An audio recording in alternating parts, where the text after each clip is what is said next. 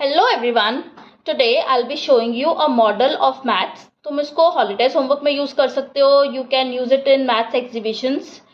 तो in this video we'll be proving कि area of circle pi r square क्यों होता है.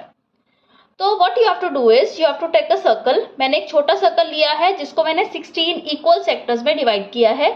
तुम एक बड़ा चार्ट पेपर पे भी इसको कर सकते हो या फिर you can use thermocol even. ठीक है. I have divided it in 16 sectors और उसको मैंने डिफरेंट कलर कर लिया है. एक पोर्शन को येलो और सेकंड पोर्शन को व्हाइट. ठीक है. उसके बाद मैंने इन सेक्टर्स को कट कर लिया और मैंने उसको कुछ ऐसे अरेंज किया. राइट. जब मैंने उसको ऐसे अरेंज किया तो मुझे दिखने लग गया कि ये शेप जो है वो एग्जैक्टली कुछ approximately you can say rectangle जैसी लग रही थी. ठीक है. तो अगर मैं अब इस सर्कल को देखूं तो इस सर्कल की सर्कमफेरेंस क्या होती है? 2 पाई आर. सर्कमफेरेंस होती क्या है? Length of boundary. वो क्या है? 2 पाई आर.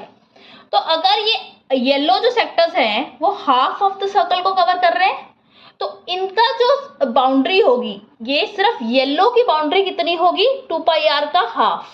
अब 2 पाई आर को जब मैं 2 से डिवाइड करूंगी क्या बच गया? पाई आर बच गया. मतलब length of this yellow portions. Right. ये जो येलो की लेंथ है वो कितनी है? पाई आर. राइट.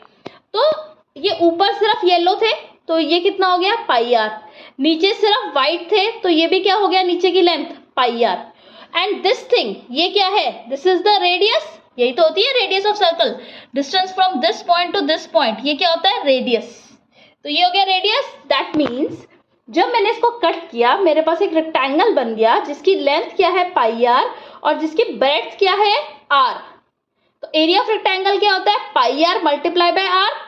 तो इसका एरिया क्या हो गया? Area of this circle is pi r multiplied by r, which is pi r square. Thank you. Like, share and subscribe.